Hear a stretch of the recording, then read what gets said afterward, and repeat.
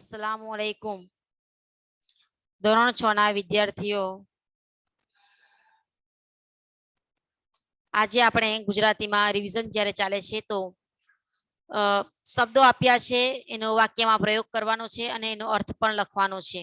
પરીક્ષામાં તમને આવા નાના સિમ્પલ શબ્દો પર પૂછાશે. જે તે પહેલા આપણે આગળ જોયા કે બે શબ્દોની પેર ડીન અને ડીન આ પ્રમાણે જોયું.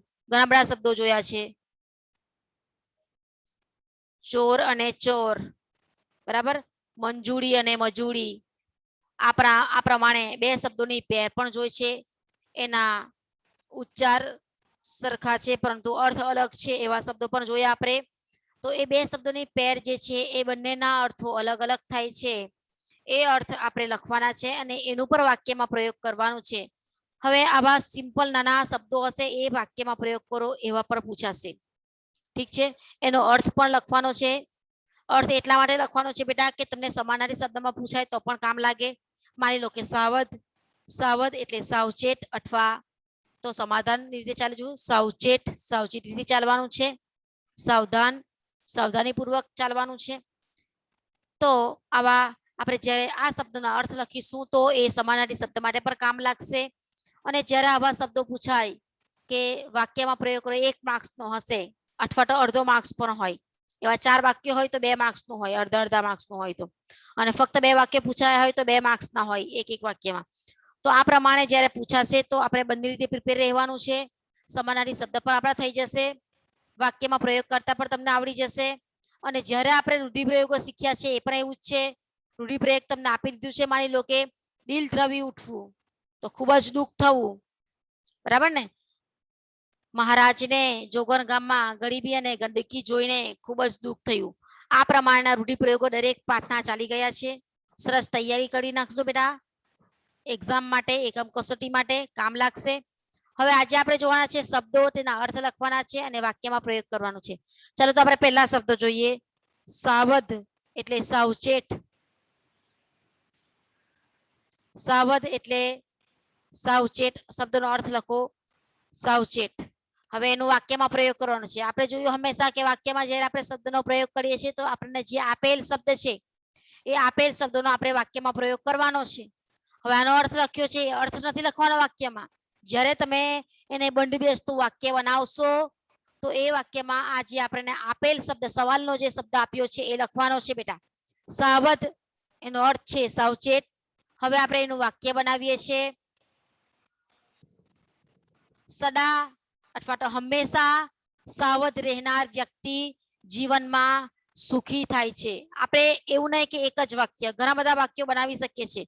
મેં તમને આગળ ઘણી બધી હિન્ટ આપી છે વાક્યો બનાવવાની. એકથી વધારે વાક્યો પણ બનાવી શકીએ. એવું કશું નથી કે મેડમે જે શીખવ્યું છે, મેડમે જે વાક્ય લખાવ્યું છે એ જ આપણે એક્ઝામમાં લખીએ. હા, એ 2 નંબરની વાત છે કે તમને ન આવડે. ન આવડે તો તમે મેં જે શીખવેલ વાક્ય છે એને બરાબર યાદ કરી લો જોડણી સાથે, એ લખી શકો. પરંતુ તમે ફક્ત સાવધ એટલે કે સાવચેત એટલો અર્થ તમે યાદ રાખી લો. અને વાક્યમાં પ્રયોગ કોઈ પણ શબ્દ કેમ ના હોય, તમે એનો બંધ બેસતું વાક્ય સારી રીતે બનાવી શકો છો. હવે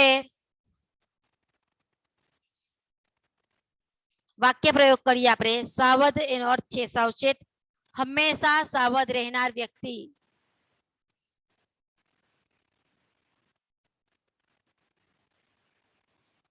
જો આ શબ્દ આવ્યો ને વાક્યમાં, હંમેશા સાવધ રહેનાર વ્યક્તિ એટલે કે સાવચેત રહેનાર વ્યક્તિ. જ્યોતિમાં ધ્યાન આપે વ્યક્તિની જીવનમાં સુખી થતો નથી, એ દુઃખી થતો નથી.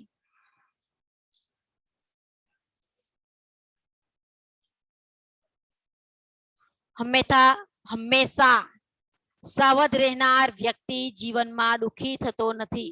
અથવા તો આવું વાક્ય પણ બનાવી શકાય, હંમેશા સાવધ રહેનાર વ્યક્તિ જીવનમાં સુખી રહે છે. બરાબર. સાવધ શબ્દ આવ્યો છે. આપણે અંડરલાઈન મેં એટલા માટે કરી છે કે તમને ખબર પડે, બાકી તમારે અંડરલાઈન કરવાની નથી. હવે આગળ પંથ. પંથ એટલે માર્ગ અથવા રસ્તો. પંથ એટલે માર્ગ અથવા રસ્તો. ચાલો એનું વાક્ય બનાવીએ.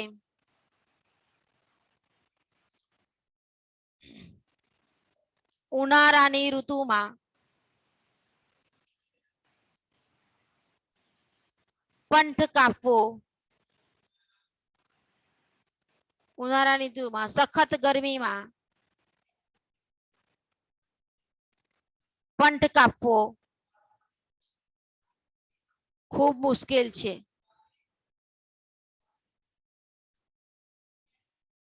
તમે બીજું પણ વાક્ય બનાવી શકો સહેલું કે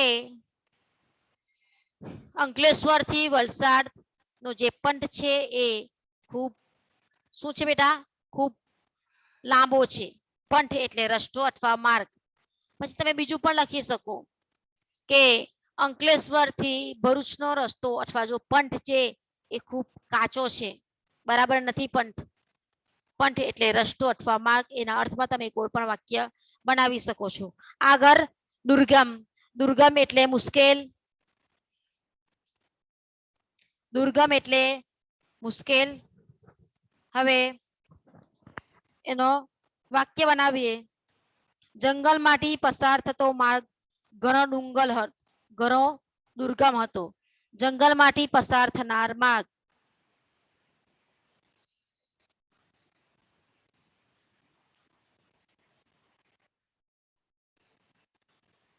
જંગલમાંથી પસાર થતો માર્ગ ઘણો દુર્ગમ હતો, એટલે કે મુશ્કેલી ભર્યો હતો, મુશ્કેલ હતો. આગળ શિષ્ટ. શિષ્ટ એટલે નિયમબદ્ધ વર્તન. જેવી તમે શાળામાં શિષ્ટપૂર્વક રહો છો ને એ રીતે શિષ્ટનો અર્થ છે નિયમબદ્ધ વર્તન. શિષ્ટનો અર્થ શું છે? નિયમબદ્ધ વર્તન, અનુશાસન. બીજો શબ્દ છે અનુશાસન. એટલે કે આપણે હંમેશા જીવનમાં શિસ્તમાં રહેવું જોઈએ. તમે શાળામાં જ્યારે ભણવા આવો છો ત્યારે અમુક નિયમો હોય છે, અમુક શિસ્ત હોય છે. એ શિસ્તમાં તમારે રહેવું પડતું હોય છે. જ્યારે તમે સાકેના પીરિયડમાં જાઓ છો તો હરોળમાં લાઈનમાં જવાનું હોય છે. પ્રાર્થના હોલમાં જાઓ છો ત્યારે પણ બિલકુલ લાઈનમાં પાછળ હાથ રાખીને જવાનું હોય છે. પ્રાર્થનામાં બિલકુલ પ્રાર્થના હોલમાં શાંતિ જાળવવાની હોય છે. આવા ઘણા બધા નિયમો છે. શાળામાં વર્ગખંડમાં જો શિક્ષક ન હોય તો શિસ્તપૂર્વક બેસવાનું છે. તો અમારી શાળાના આચાર્ય લખો. અમારી શાળાના આચાર્ય. શિસ્ત એટલે નિયમબદ્ધ, હંમેશા નિયમના માનનારા. અમારી શાળાના આચાર્ય શ્રી શિસ્તના આગ્રહી હતા. શિસ્તના આગ્રહી હતા એટલે કે અમારા જે શિક્ષક છે, પ્રિન્સિપાલ છે, એ પ્રિન્સિપાલ ખૂબ જ શિસ્તમાં માનનારા હતા. તો વાક્ય છે અમારી શાળાના આચાર્ય શ્રી શિસ્તના આગ્રહી હતા. શિસ્તને માનનારા હતા. બિલકુલ નિયમબદ્ધ પદ્ધતિની રીતે આખી શાળાનું સંચાલન કરતા હતા. શિસ્તમાં માનનારા હતા. બાળકો પાસે પણ એ જ આકાંક્ષા રાખતા હતા કે વિદ્યાર્થીઓ પણ હંમેશા નિયમપૂર્વક રહે એ પ્રમાણે. તો આ થયું પહેલા સાવધ. એનો અર્થ છે સાવચેત. વાક્ય હંમેશા સાવધ રહેનાર વ્યક્તિ જીવનમાં દુઃખી થતો નથી. નંબર 2 પંથ એટલે કે માર્ગ અથવા રસ્તો. વાક્ય ઉનાળાની ઋતુમાં સખત ગરમીમાં પંથ કાપવો ખૂબ મુશ્કેલ છે. દુર્ગમ એટલે કે મુશ્કેલ. વાક્ય જંગલમાંથી પસાર થતો માર્ગ ઘણો દુર્ગમ હતો. શિસ્ત એટલે કે નિયમબદ્ધ વર્તન. વાક્ય અમારી શાળાના આચાર્ય શ્રી શિસ્તના આગ્રહી હતા. હવે આગળ આપણે જોઈએ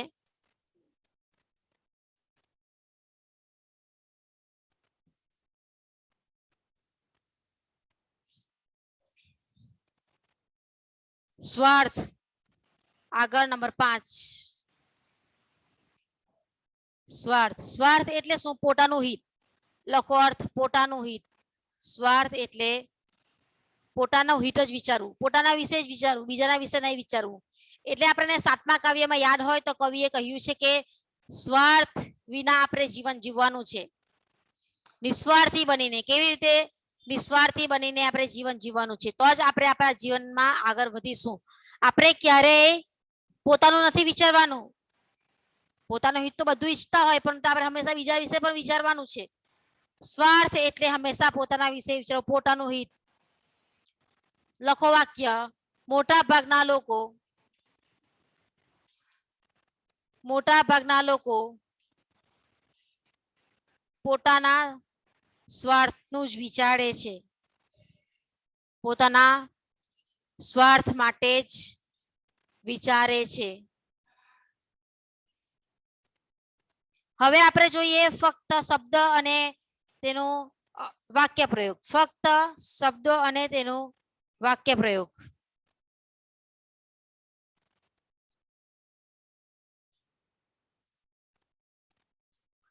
સ્વાર્થ એટલે પોતાનો હિત.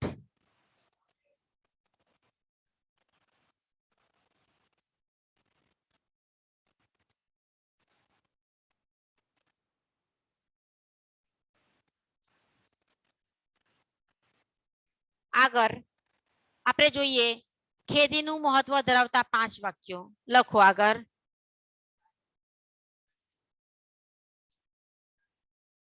ખેતીનું મહત્વ આપણા જીવનની અંદર જે ખેડૂતો હોય છે આપણા દેશમાં, એ ખેડૂતો ખેતીનું શું મહત્વ છે એ ખેતીનું મહત્વ વિશે 5-7 વાક્ય લખો.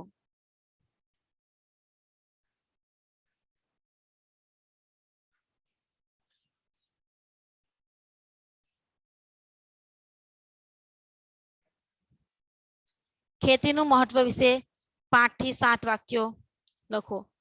તો આપણે લખીએ છીએ, ભારત એક ખેતી પ્રધાન દેશ છે.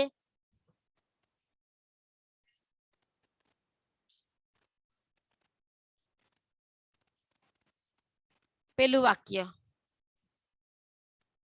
ભારત એ ખેતી પ્રધાન દેશ છે. ખેતી પ્રધાન દેશ છે એટલે શું?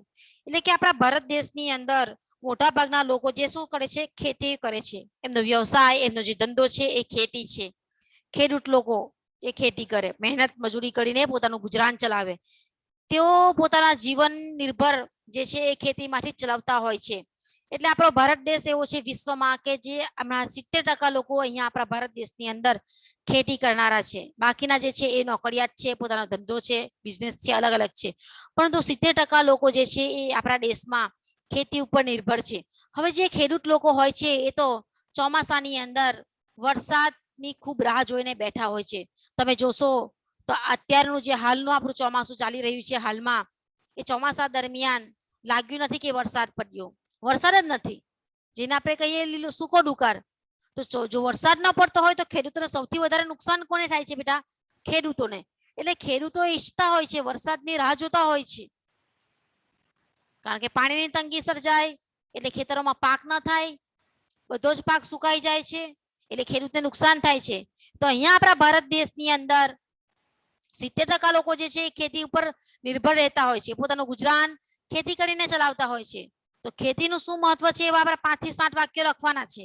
તો આગળ 70% લોકો ગામડામાં વસે છે.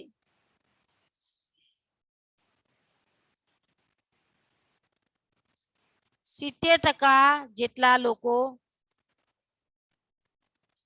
ગામડામાં વસે છે. હવે ગામડામાં લોકો શું કરે છે? ખેતી અને પશુપાલન નો ઉદ્યોગ. લોકો ધોર ધાખર પાડે છે અને પોતાનું ગુજરાન ચલાવે છે. એમનું જીવન ખેતી પર આધારિત છે. કોનું? ગામડાના લોકોનું. 70% લોકો ગામડામાં રહે છે, એમનું જીવન ખેતીને આધારિત છે.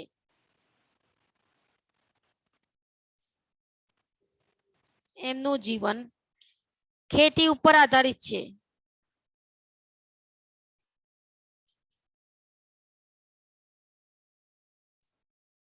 માણસો જ નહીં, પશુ પંખીઓ પણ ખેતી પર નભે છે, કારણ કે પશુ પંખીઓ પણ પોતાનું જે પેટ છે એ અનાજના દાણાથી ભરે છે, બરાબર ને? એટલે માણસો જ નહીં પરંતુ ચણ ખાય ને પશુ પંખીઓ પણ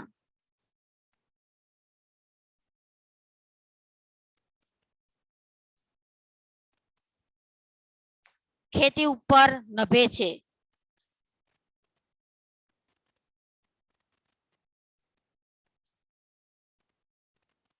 ખેડૂતો બારેમાસ ખેતીના વિવિધ પાક લે છે સિઝન પ્રમાણે, બરાબર ને? ઉનાળાની ઋતુના અલગ પાકો લે છે, શિયાળાની ઋતુના અલગ પાકો લે છે, ચોમાસાની ઋતુના અલગ પાકો લે છે.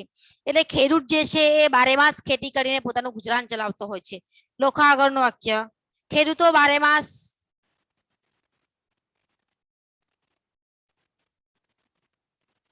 વિવિધ પાકો લે છે.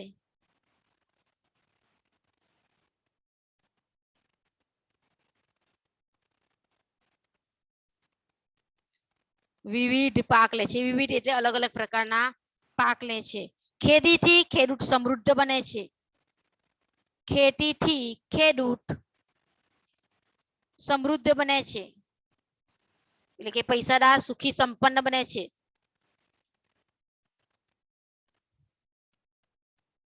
ખેતી વિના જીવન શક્ય નથી.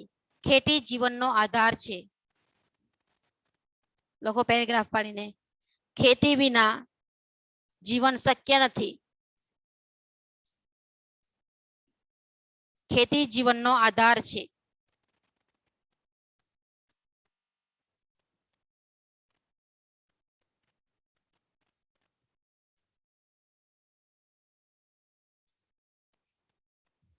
ફરી જોઈ લઈએ એકવાર. ભારત એક ખેતી પ્રધાન દેશ છે. 70% જેટલા લોકો ગામડામાં વસે છે. એમનું જીવન ખેતી ઉપર આધારિત છે. માણસો જ નહીં પરંતુ પશુ પંખીઓ પણ ખેતી ઉપર નભે છે. ખેડૂતો બારે માસ ખેતી કરીને વિવિધ પ્રકારના પાકો લે છે અને ખેતીથી જે ખેડૂત જે છે એ સમૃદ્ધ બને છે. ખેતી વિના જીવન શક્ય નથી. ખેતી એ જીવનનો આધાર છે.